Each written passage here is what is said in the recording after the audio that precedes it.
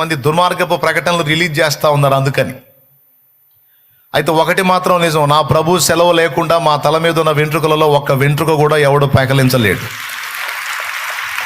ఒకవేళ మా ప్రాణాలు తీయొచ్చేమో, కానీ మేము ప్రకటిస్తున్న సువార్తను ఆపే దమ్ము ఎవడికి లేదు. ఒకరిని వైనం చేస్తే 100 మంది లెగుస్తారు, 100 మందిని అంతమొందిస్తే 1000 మంది లెగుస్తారు, 1000 మందిని అంతమొందిస్తే 1,00,000 మంది లెగుస్తారు. సూర్యుని యొక్క సంచారం ఆగిపోతుందేమో కానీ సువార్త సంచారం మాత్రం ఆగదు ఆగదు ఆగదు.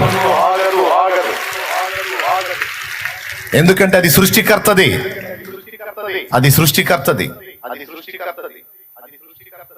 కాబట్టి ఇక్కడ గమనించాల్సింది ఏంటంటే, ముఖ్యంగా విశ్వాసమైన మనం గమనించాల్సింది ఏంటంటే, దేవుడు న్యాయవంతుడు, సత్యవంతుడు. ఆయన చూపించిన మార్గం రక్షణ మార్గం. ఆ మార్గంలో నడవటమే మనకు క్షేమం. లోకం దాన్ని వెరితనం అంటుంది అనని, ఎందుకంటే అది పిచ్చిది కాబట్టి దేవుని మార్గాలు దానికి పిచ్చితనంగా కనపడతాయి.